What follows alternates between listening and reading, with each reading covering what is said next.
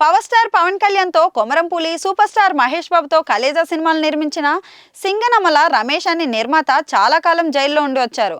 అయితే ఇటీవలే కోర్టు ఆయన్ని నిర్దోషిగా ప్రకటించింది.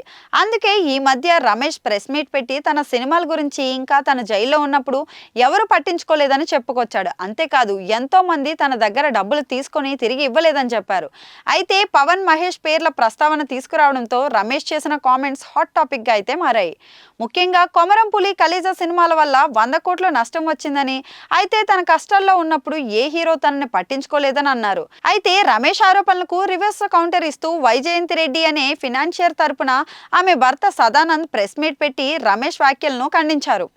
రమేష్ మోసగాడని, తమ దగ్గర ఫినాన్స్ తీసుకుని ఆ డబ్బులతోనే సినిమాలు తీశాడని అన్నారు. అంతేకాదు ఈ సినిమాల హీరోల వల్లే లేట్ అవ్వలేదని, షూటింగ్ టైంలో మధ్యల చెరువు సూరి, భానుకిరణ్ లాంటి ఫ్యాక్షనిస్టులు లొకేషన్స్ కి వచ్చారని, అందుకే హీరోలు, ఆర్టిస్టులు షూటింగ్ కి రాలేదని అన్నారు.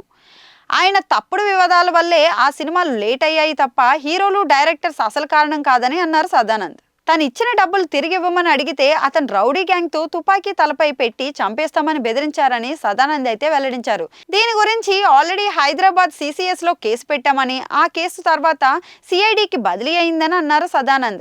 రమేష్ పై పెట్టిన కేసు నాంపల్లి క్రిమినల్ కోర్టు ఇటీవల కొట్టేసింది. అయితే దాని మీద త్వరలో హైకోర్టులో అప్పీల్ కి వెళ్తామని అన్నారు.